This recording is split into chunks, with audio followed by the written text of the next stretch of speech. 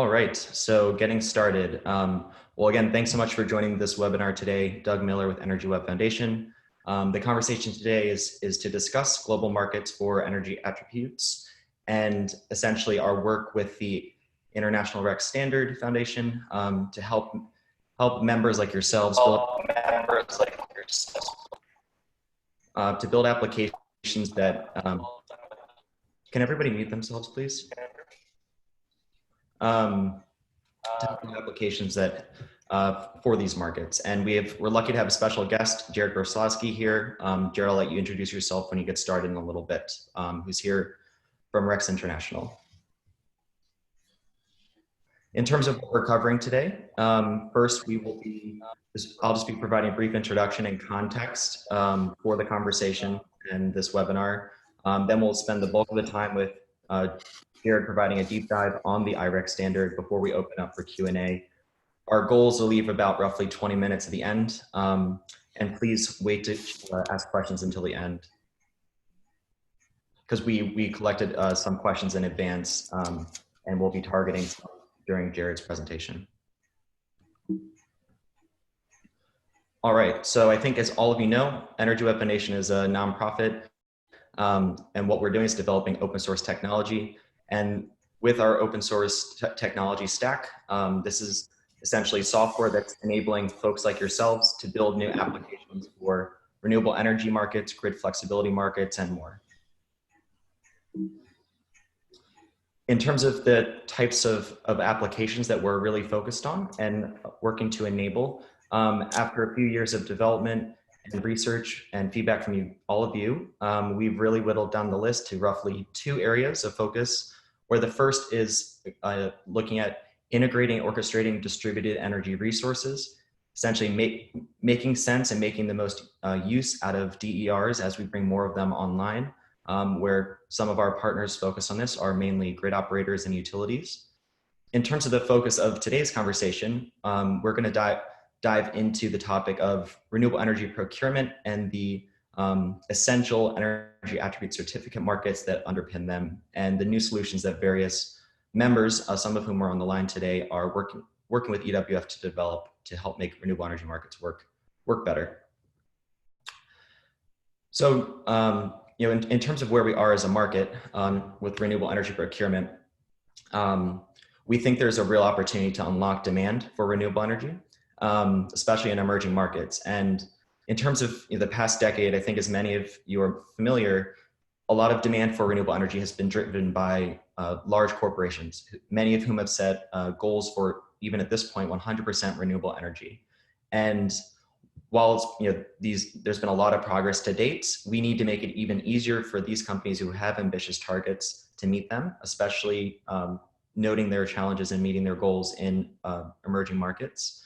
And I think in some ways, more importantly, we also need to open things up so it's easier for companies who aren't on that list to meet their goals, to set goals and believe they can actually meet them.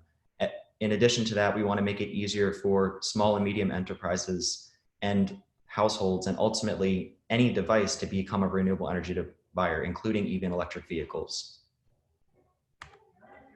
And in terms of what's happening in the Energy Web ecosystem right now, there are various Energy Web members who are using the open source toolkit we've developed called Energy Web Origin to build new digital applications of their own for procurement.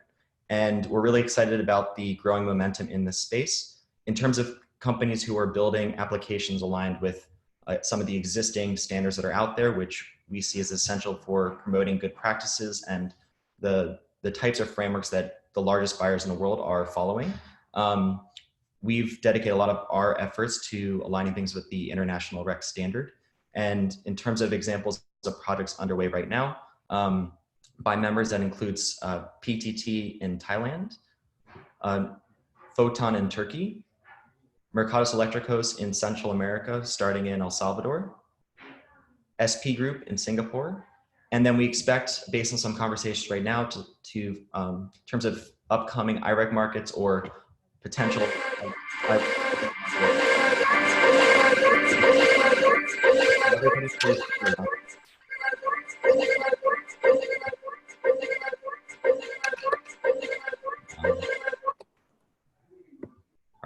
seems like we solved that issue.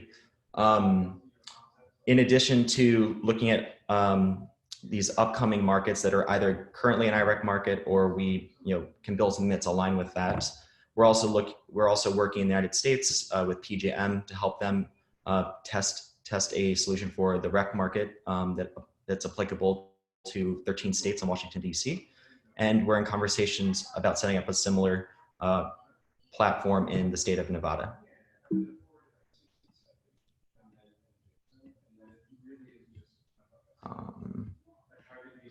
So, in terms of what these platforms are being designed to do, in short, they're being designed to meet the needs of various types of buyers, starting with RE100 members, who are the corporations who have set 100% renewable energy targets.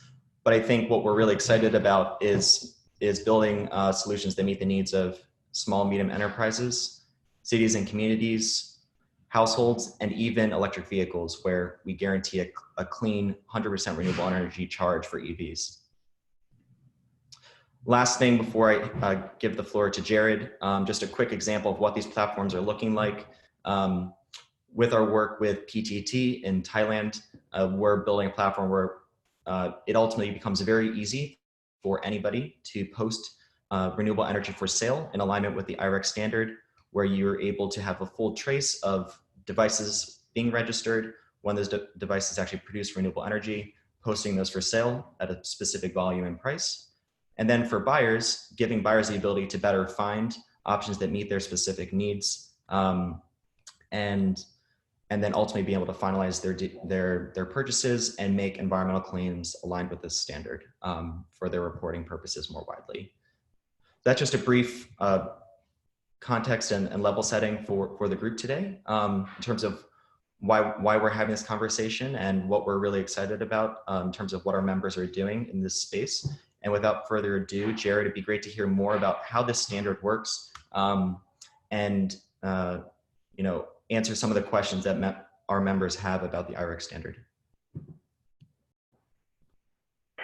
Hi there, everyone. Thanks so much for joining on the call. Doug, I assume that you can hear me well. Just give a thumbs up if that's okay. I see your video still. Yep, perfect. Great, thanks everyone for joining. My name is Jared. I'm happy to be here and describe a little bit about the IREC standard. Now, there was some discussion that this would be a deep dive. I think that's really difficult for me to do, by the way. So I should just give some indications that generally I do give sometimes deep dive presentations, and these are generally 3 to 4 hours in length. So for me to try and do this in 20 minutes is extremely difficult, I would say. That said, I've tried to kind of get some of the basic details that we're working on, some of the background of the markets and the kind of instruments that we're using, and trying to give a little bit of information about this.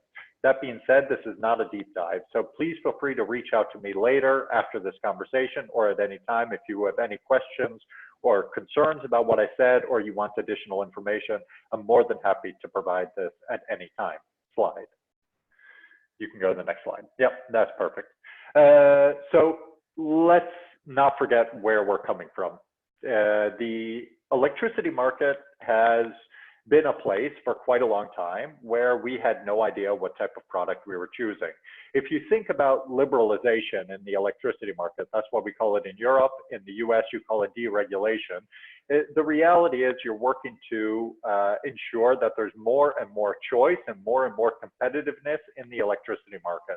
Many countries around the world are working on this. I think most countries in the world around the world are working on these different aspects.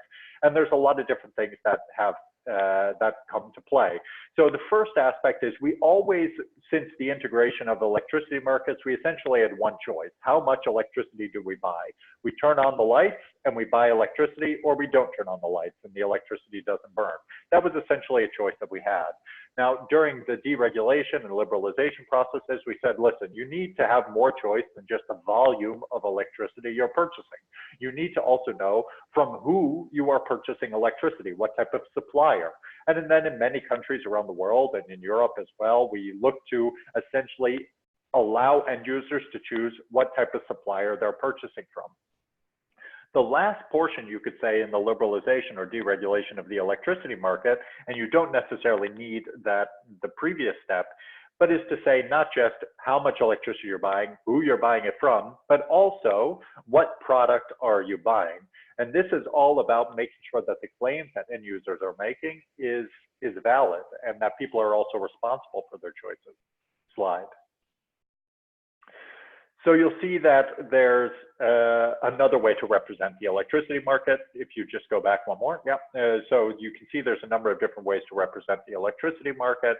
You've got electricity generators, traders, suppliers, electricity end users, and then you've got claims that the end users are making. These are all separated essentially by a grid.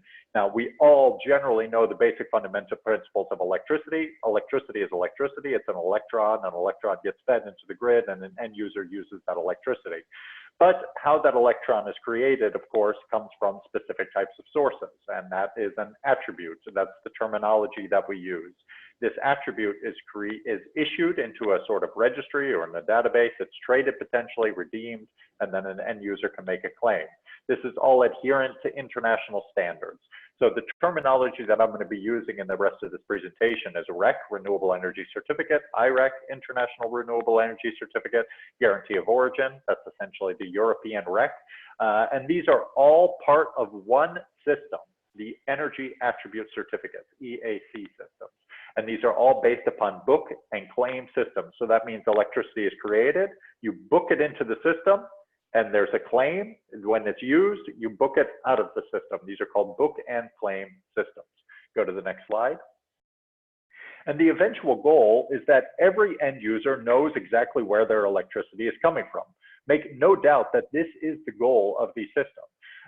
It's not necessarily about renewable energy certificates. And actually, the term renewable energy certificates is a bit of a misnomer. Renewable energy is one of the things that you track, but really you're talking more from the European perspective about a guarantee of origin. You want to be able to track the origin of all types of electricity products, whether that's solar, whether that's wind, whether that's small wind, whether that's large wind, whether that's nuclear, whether that's coal, and the end user has to be made responsible for the choices they're making. In the beginning, the only people that are going to want to purchase electricity are those that are consuming renewable electricity. But in the end, you want to say that even those that are not making an active choice to purchase renewable electricity are responsible for the choice they are making to not purchase renewable. As such, they're purchasing coal or nuclear or natural gas. In the end, this is a true electricity market where potentially in-demand electricity products are priced higher, which allows producers to have more resources in creating that product, and potentially suppliers that have a lot of not demanded technologies, potentially coal or nuclear, are still required to give that to an end user. So essentially they're saying, listen, you have to take this product unless you purchase a renewable product, which could potentially mean negative prices for some specific types of electricity production. Again, encouraging these suppliers to move towards in-demand products, which is quite likely renewable electricity. The model that I put in front of you is not theoretical. This is the true model right now in the Netherlands, starting in January 1st. This is called full disclosure. It takes place in Austria, it takes place in Switzerland, it takes place in Sweden. So this is the reality, and this is where we're going to be going to, where every single megawatt, every single kilowatt of electricity that is produced on a grid is going to be tracked to a specific end user. This is the reality, and this is where we're going to be in 10 or 15 years. Next slide. And this all comes from the fact that electricity is a homogeneous product. Green or gray electricity does not exist. I say that very, very clearly because I often am confronted quite frequently where people say, you know, you are greenwashing. Well, I would like to say that people are gray washing sometimes. The reality is that you can't say you consume any electricity product, green or gray, without a verification system in place that proves where the origin of that electricity came from. So we are oftentimes, just in our kind of natural process of wanting more renewables on the grid, we're oftentimes placing unnecessary burdens on renewable electricity, when in reality, non-renewables should be adhering to those same burdens. And this is essentially to produce a renewable energy certificate, to produce a guarantee of origin, a certificate more generally, and requiring that the end user make a claim based upon that consumption. So this is all about proving the origin of the electricity. And you can't do that without a product, without an instrument in place that does that. And this comes because electricity on the grid is lost. So we have to have a mechanism that allows us to track the electricity that is produced all the way to the specific end user. Slide. If you could go to the next slide. So the way that we do that is through a certificate market. And this is what I was discussing earlier, that you've got an attribute. That attribute is essentially contained within a specific certificate. That certificate is issued by an independent neutral party. It can be traded potentially, doesn't always have to be traded, and it's redeemed by a specific end user. I say trade is optional because you and I all know that there are many, many users of electricity that are also producers of electricity. And if these producers already own the rights to renewable electricity, they should, of course, be able to claim those rights for free. And they are able to claim those rights generally without cost because it is their right and it is their ownership, the production of those attributes. So when we talk about the price of, for example, certificates, we're actually skipping a step because not all certificates have a price. They potentially have an opportunity cost, what they could have been sold for on the market. But certificates, and a broad majority of certificates on the market, are not being sold. They're being issued and they're being redeemed on behalf of the same end user that is the owner of those products, so that they are able to make a claim based upon international standards that they use a specific type of electricity.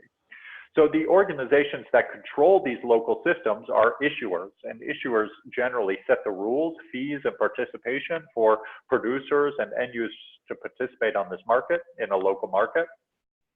The issuer controls generally access to the market, and as such, they have to be an independent entity. You don't want the organization that's controlling access to this system to be one of your competitors potentially, so there has to be some level of independence there. And in the end, the issuer is appointed, at least in this situation of the IRIC standard, by national governments, by market players, stakeholders, or by the standards themselves. You can go to the next slide. And why did we do this as the IRIC standard? So I haven't really mentioned what we've done as of yet, but we did a number of different things. So one of the aspects that we were looking at was, what can we do to increase the standardization of electricity markets around the world?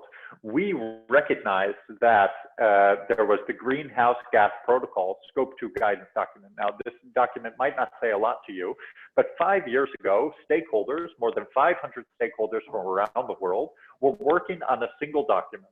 And that document was published again a few years ago.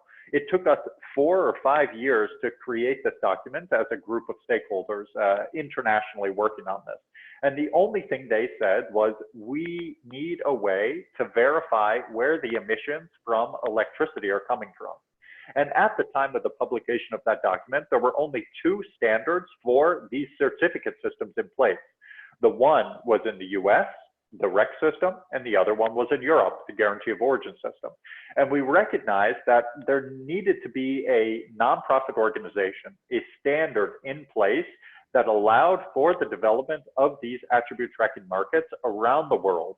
That's easy to implement, simple to implement, and that avoids a lot of the pitfalls that we have seen in Europe for many, many years.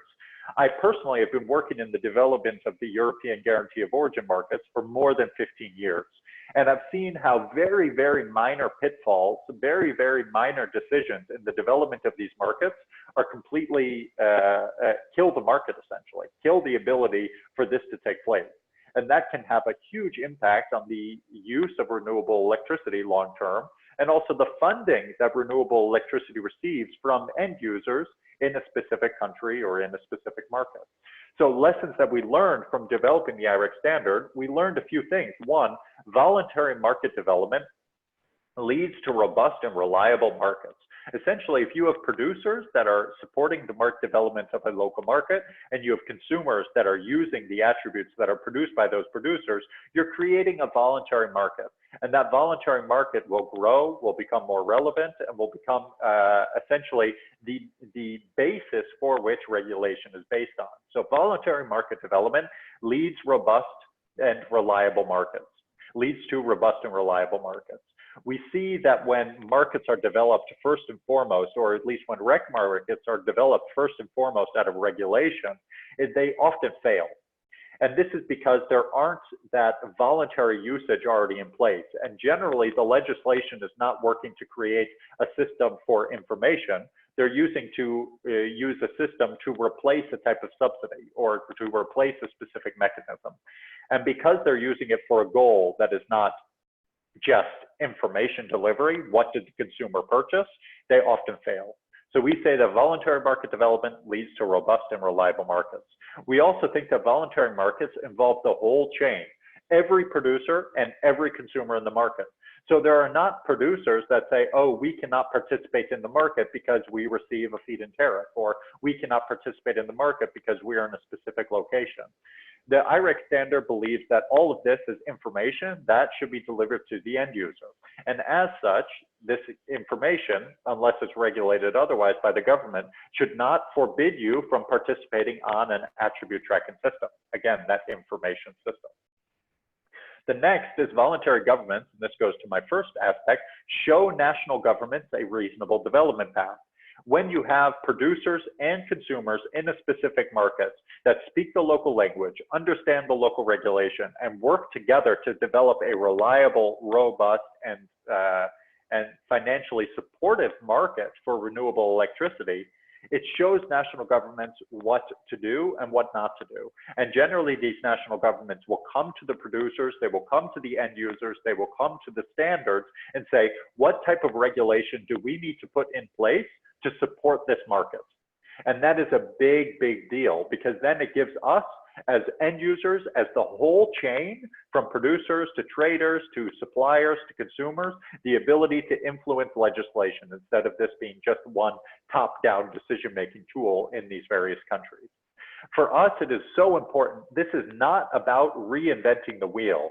It's just about providing best practices in place that different organizations can all come together and essentially coordinate based upon the same products, the same mechanisms, and the same tools. So providing a standard in general simplifies the development of EAC or REC tracking systems and the associated renewable markets for all parties. You can go to the next slide, Doug. So what did we learn from these markets? Well, standards for tracking systems taught us a few things. One, it taught us that standards increase the use of attribute tracking systems by end users, which can increase the demand-driven growth and possibly the foreign investment. The reality is, if all 100 countries around the world all introduce their own REC systems with their own rules, their own regulations, their own legal interpretations, their own everything, it's going to be very, very difficult for some of the largest electricity users in that country, which are also some of the largest electricity users in other countries, to understand that system and to essentially purchase renewable electricity. So that goes to part B, that it simplifies the choice and trust consumers have when purchasing renewables. So if we all adhere to a fundamental standard for renewable electricity markets and for EAC development more broadly, we are simplifying the choice for end users, where they can say, listen, we know how these various standards work, and it's easy for us to decide to purchase, to choose using renewable electricity. So it increases, in the end, the demand and the investment that these companies, often foreign companies, are willing to invest in local renewable electricity production. Someone took a mute off. I hear some reverberation of myself. If you could put yourself on mute, please. The next portion is that it eliminates implementation problems when starting a new system. we have developed now markets in more than 25 different countries. I personally have worked on the development in European countries, more than 15 European member states, on the development of the guarantee of origin system. And when you have so much development in these different types of renewable electricity markets, we can essentially eliminate implementation problems. We often see that when governments work to develop attribute tracking systems, not based upon a standard, just based upon legislation, there's oftentimes many different stakeholders, many different bodies that potentially don't know the purpose of a renewable electricity system, or maybe are overestimating essentially what the consumer is willing to do or willing to purchase or willing to commit to. And as such, when it is implemented, there can be significant problems that lead to essentially the system not being used.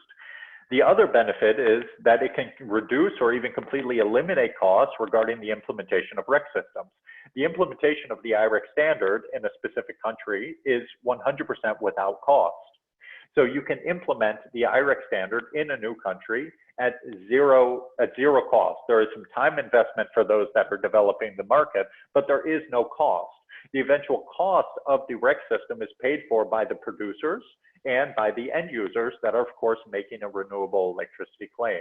So it's very easy for the governments to say, we are willing to develop and support the development of these voluntary markets. The last is that it allows a simplified development path for all stakeholders to join the development. What does this mean?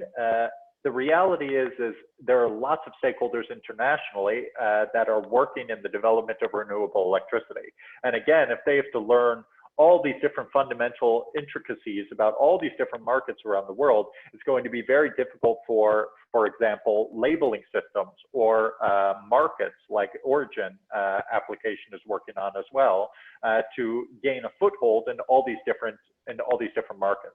So it simplifies the development path for stakeholders such as EWF, but also yourselves with your various applications to get involved in the specific systems.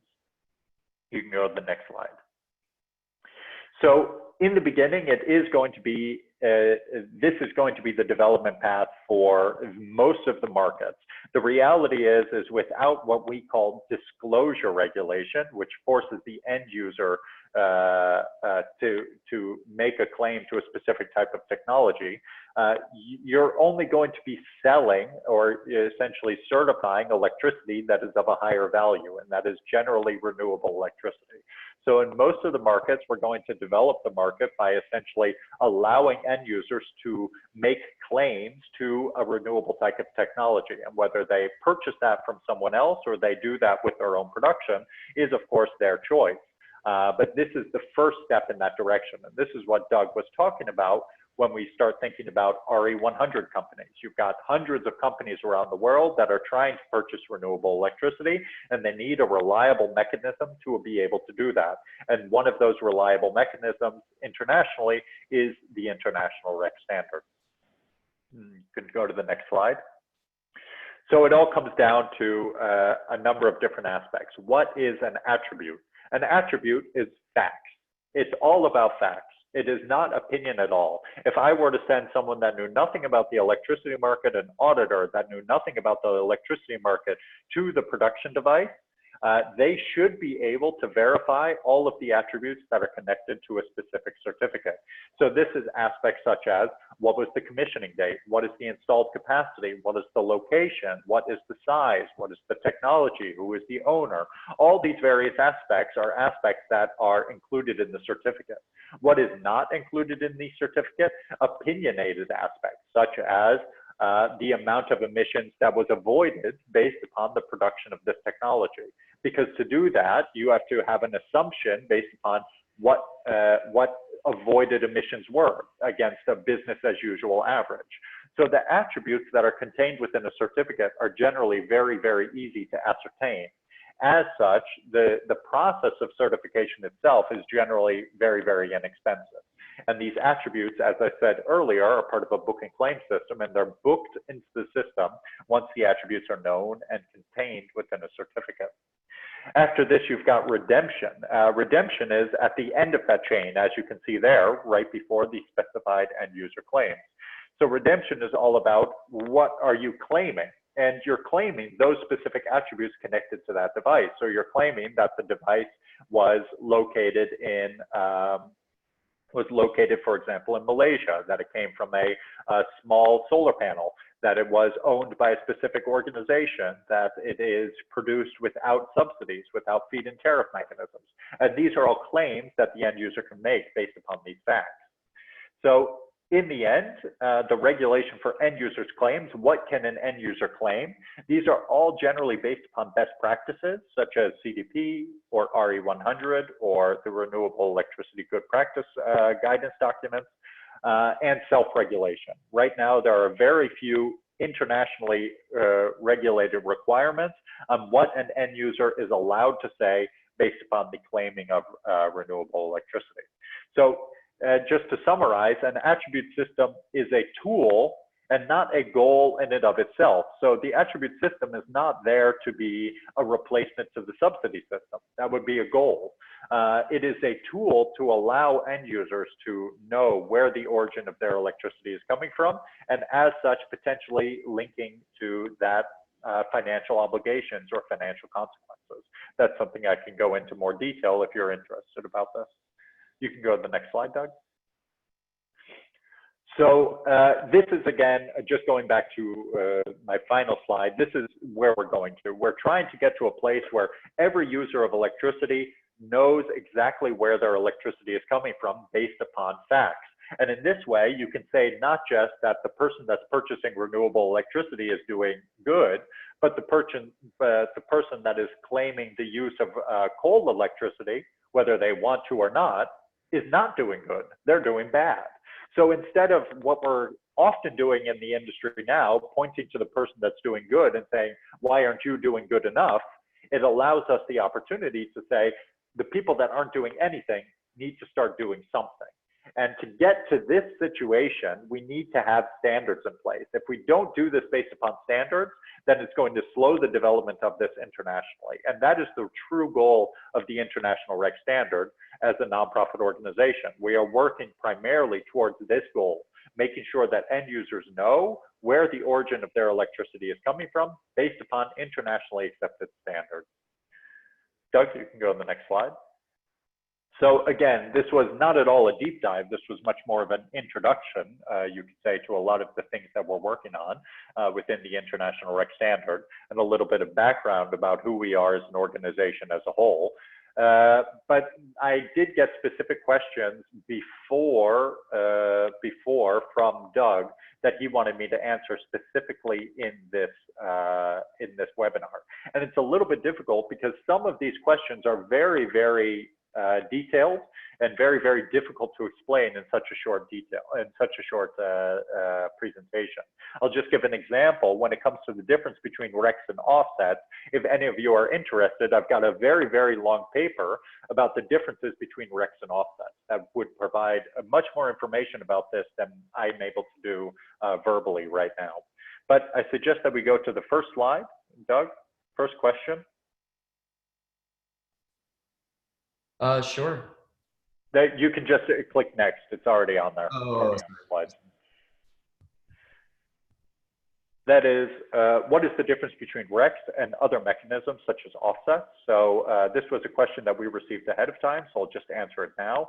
EACs or RECs are always fact-based, created from a single megawatt hour, and they are always ex post. So that means a REC can only be created once the electricity itself has been produced. So it's never created based upon a calculation anywhere in the world. This has nothing to do with the IREC standard, by the way. This is with every EAC system, whether it's a REC in the US, a GEO in Europe, or an IREC internationally.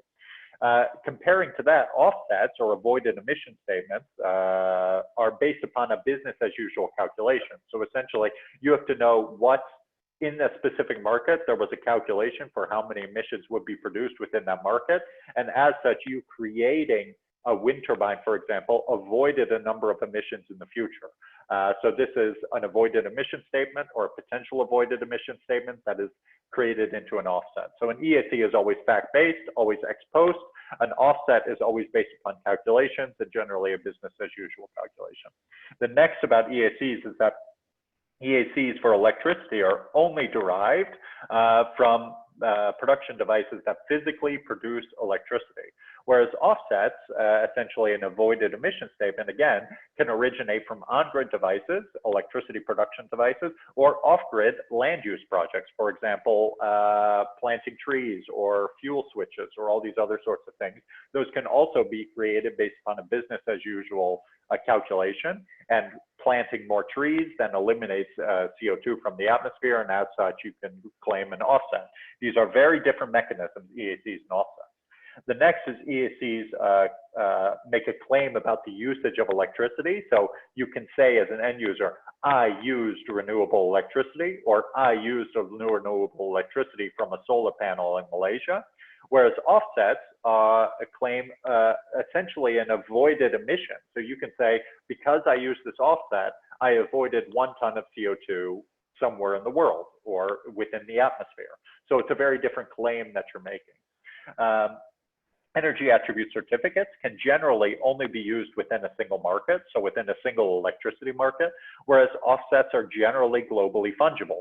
So if you're looking at the claim, I used renewable electricity, if I said I used renewable electricity for my device in Brazil, for my factory in Brazil, from a wind turbine in Chile, people might say, hey, but you know, those things are really far away from each other. Is it really fair that you made a claim to renewable electricity from Chile for your factory in Brazil? And they say, stakeholders might say, I would prefer that you do that within a single electricity market, that you consume electricity from Brazil within a very short range of where the electricity is produced. The difference with offsets is that they're globally fungible. You could say, I avoided 1 ton of CO2 in the atmosphere from a project in China, for example. That is a claim that many different organizations make. The last is that it's about the verification of electricity product usage. So you could say I used an electricity from a specific project, from a solar panel somewhere, and the others, offsets, can claim to be reasonable in part for the fact that the project exists. So essentially saying that because this project exists, and because a standard, whether that's gold standard or VCS or FARA, says that based upon our calculations, you are able to claim that you have avoided a certain amount of electricity, you can have these certificates for the fact that this project has been created. A little bit difficult to explain, I admit, this webinar. I can explain more or provide details later. You can go to the next slide, Doug. The next one is, what is the difference between the IREX standard, GEOs, and RECs? Well, I mentioned this a few times. IREX, GEOs, and RECs are at their core the same, energy attribute certificates. The difference is the standard, and the geography in which the issuance is done. So GEOs are only in Europe, as I say in my second bullet point. They are adherent to EU legislation and the Association of Issuing Bodies European Energy Certificate System or standard. And essentially, these can only be issued in the EU. RECs are issued under the laws of the US, but also parts of Canada, and can only be issued in the US and Canada. IRECs can be issued under the rules and regulations of the IREX Standard Foundation. But in the end, they're all the same. They can all be used to make renewable usage claims for end users. You can go to the next slide, Doug. Another question that Doug wanted me to answer was, what is the difference between the IREX standard and Tigers? At their core, the IREX standard and Tigers are both EACs. The difference comes to the use of a standard. So Tigers is owned by a company, APX, which controls all aspects of the creation of the certificate, from the rules to issuance and governance and the registries. They aren't a nonprofit organization that's creating best practice rules for the development of these markets. So there's no dispute mechanism. There's no open rules or regulations. There's no way to ensure that the market creation was done in adherence to best practice. There's very little ways for stakeholders such as yourselves to get involved in the local development of these different processes. The IREX standard, for example, as it is only a standard which allows for the development of these markets, prefers that there are independent issuers, local issuers that control these markets. We prefer that there are registry or registries in place that allow for the development of these mechanisms.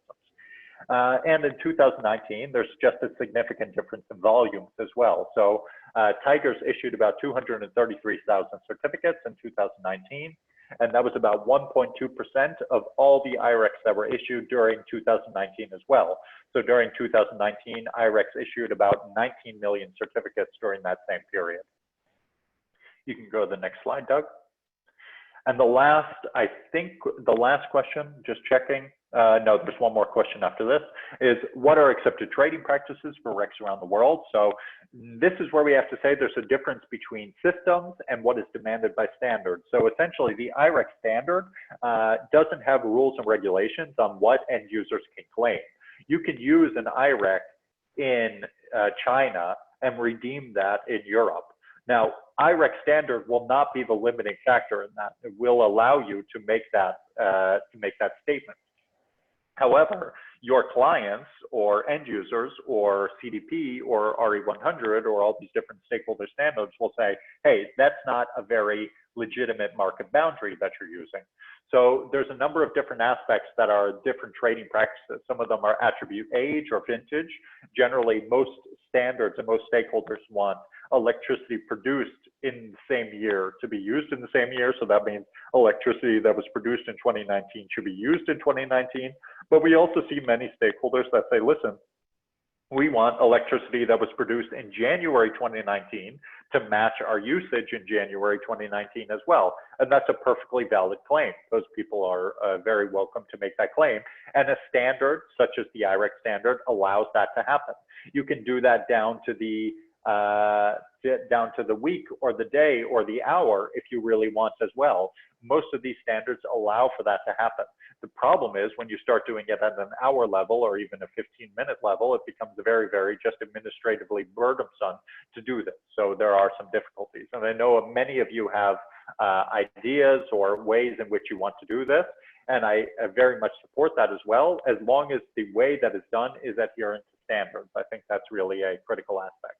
After that, you've got market boundaries. Again, I said most stakeholders prefer that electricity should be produced and consumed within the same political or electricity market boundaries. The other aspect is that there should be full attribute ownership. So essentially, if you issue a certificate for a specific megawatt hour, there should be no other instrument issued for that megawatt hour, whether that's a certificate or whether that's an offset. Another one is bundled versus unbundled. So there's a lot of different definitions about this, but it's always sometimes a bit unclear and a bit not always logical in the distinction. Actually, the whole terminology bundled and unbundled comes from the United States. So it doesn't even make sense to use that outside of the US electricity markets, to be quite honest. Oftentimes bundled and unbundled has to do with a supplier either delivering an EAC to an end user themselves or someone else delivering the physical power and another person delivering the EAC. I can get into more detail here if requested. Go to the next slide, Doug, last slide. What does it take to get a new IREC country authorized? So the most important aspect on this is three aspects. One, you can support on three different things. One, the creation of new issuance countries. Two, increasing the understanding of local stakeholders and governments. Three, supporting where appropriate and finding local issuers. So what is the best way to do this? We need always information about the different countries to make sure that what we're doing is in line with local legislation. So that means we need clear understanding of local legislation. We need a justification for issuance in the country, an analysis of political discussions, discussions with local authorities, stakeholders, market players.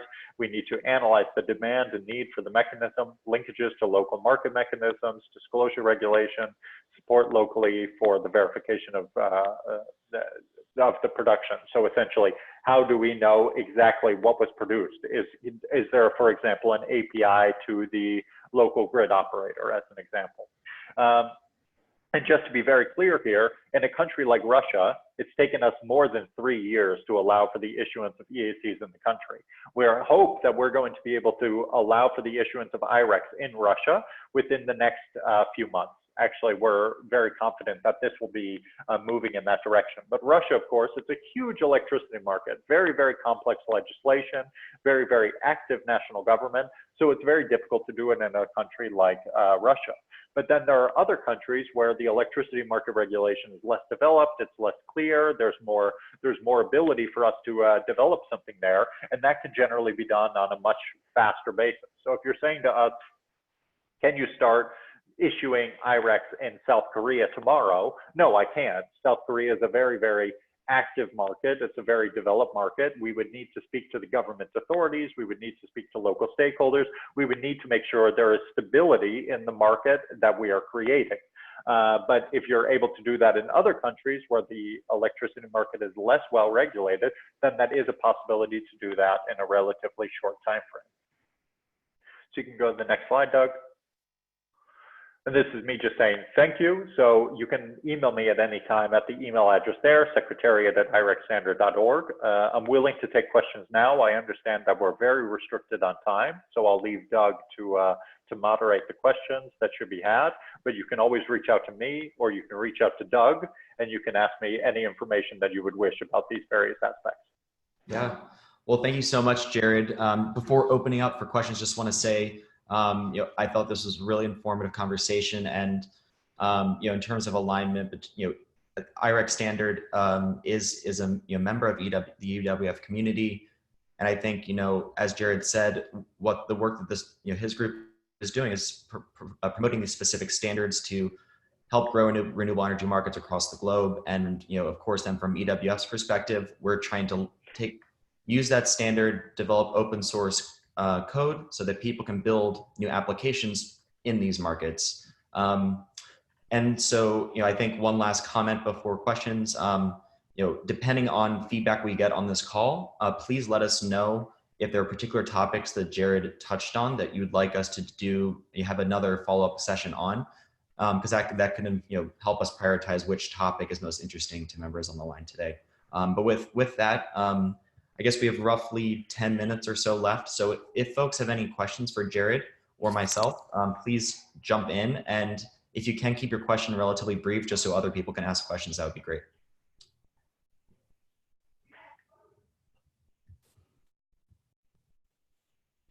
So feel free to jump in.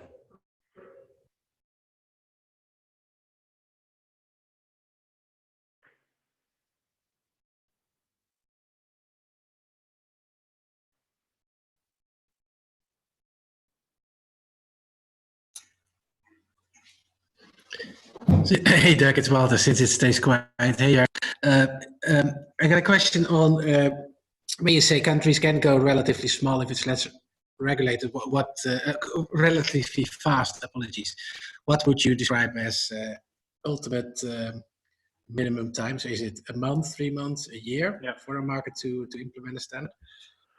So it depends very heavily on the amount of information that we receive. So as the IREX Standard Foundation, we ourselves cannot essentially approach national governments ourselves. So essentially we are at the bidding of stakeholders and different end users and different market parties that say, hey, can you guys help us approach national governments to support on these various aspects and all these various mechanisms. So it all depends upon how much input we get from those stakeholders. Imagine a stakeholder is very well connected to the national system, very well connected to the national government.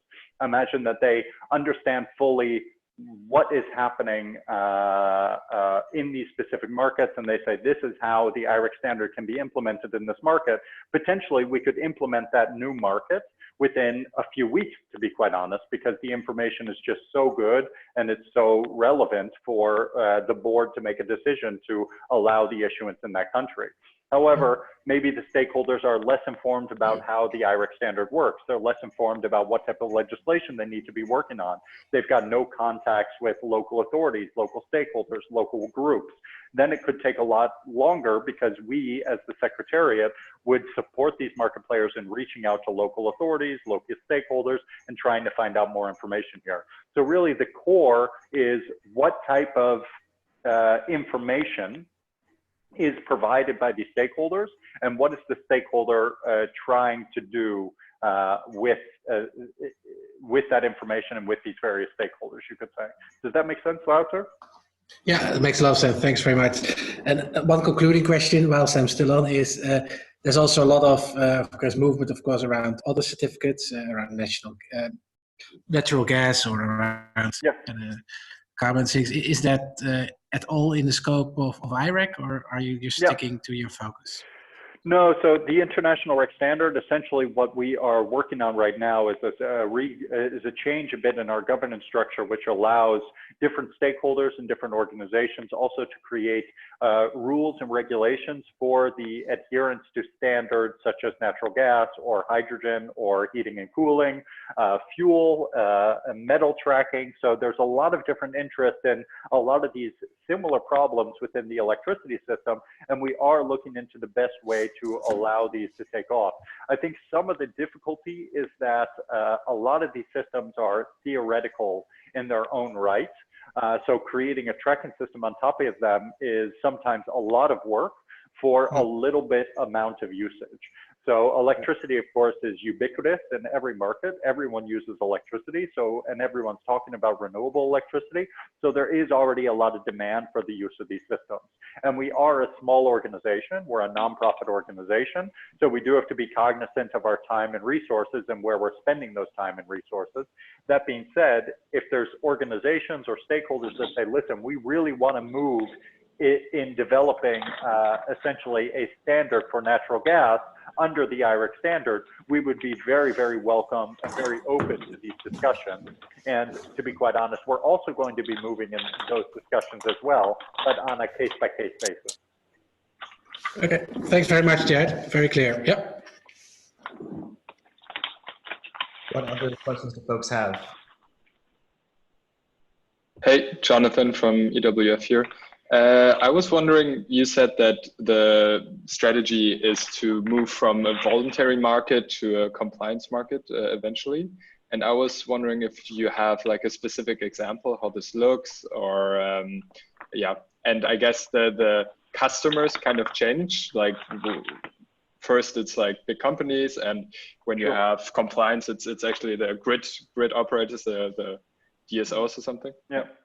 So I think it's also about what is a compliance market. So I would say for me, there's always a natural progression in the development of these markets. The first is that you've got a voluntary ability to issue certificates, so that you can issue certificates from natural gas, that you can issue certificates from wind and solar and hydro and all these sort of things on a voluntary basis. This is a voluntary market.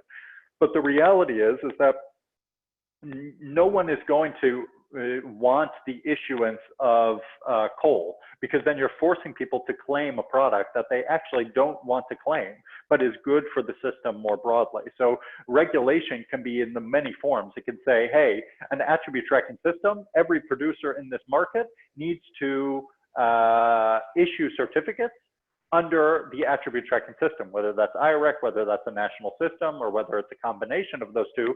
That's one way of creating a compliance market, a regulatory market.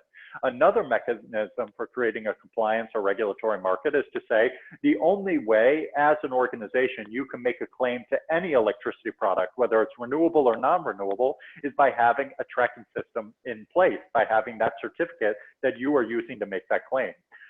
The reality is that the European market, even though it's regulated, is a 100% voluntary market. You're talking about a 700 terawatt hour market, so 700 million certificates on an annual basis that are issued in Europe.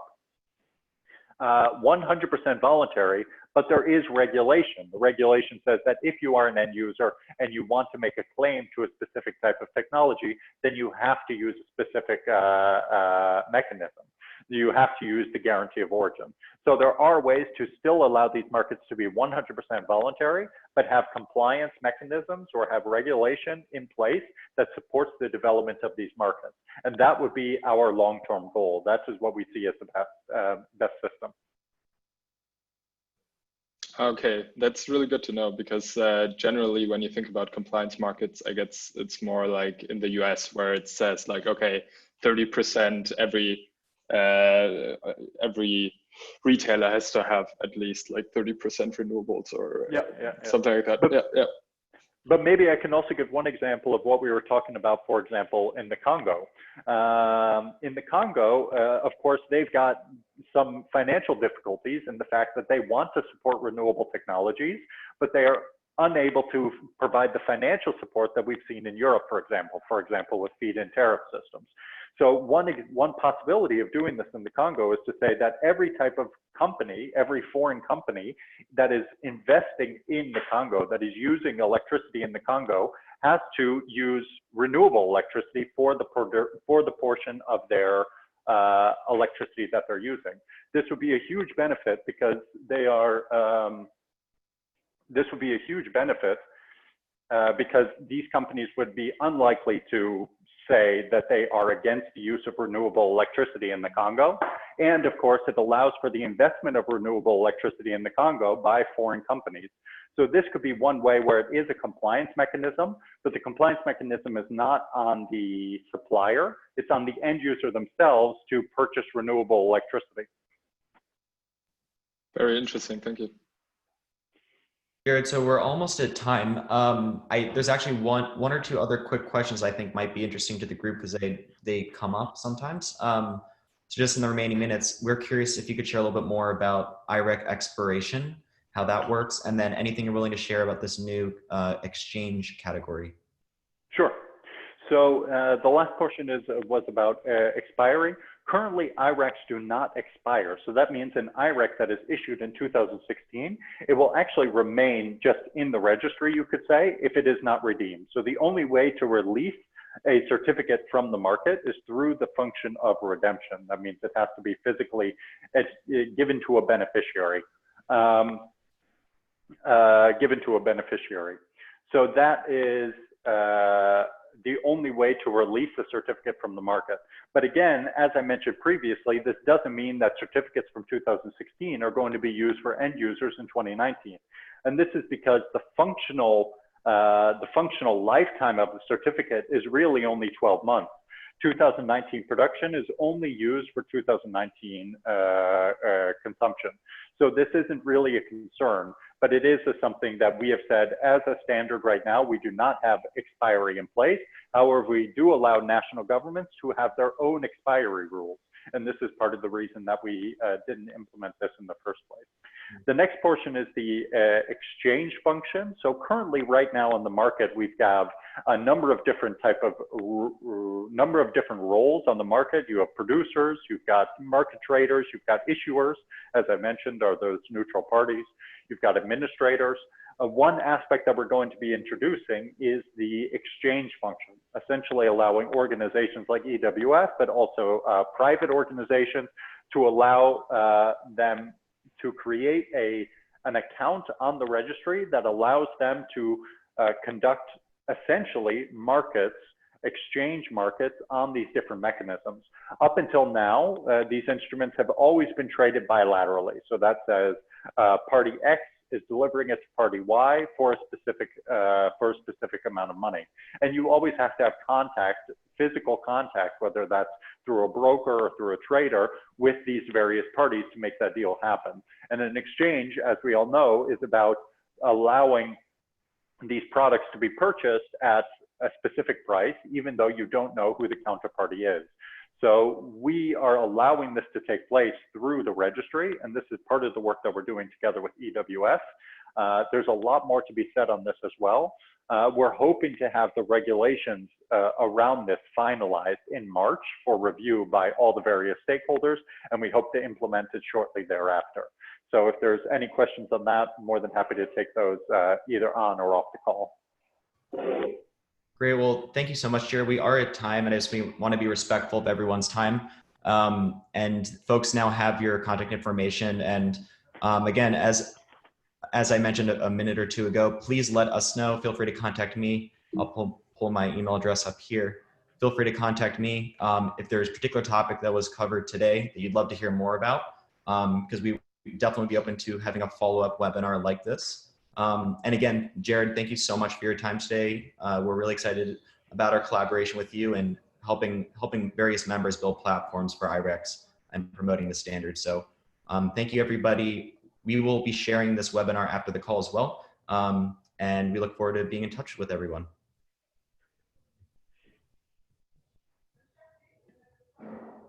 Thank you. Bye, everyone. Thank you.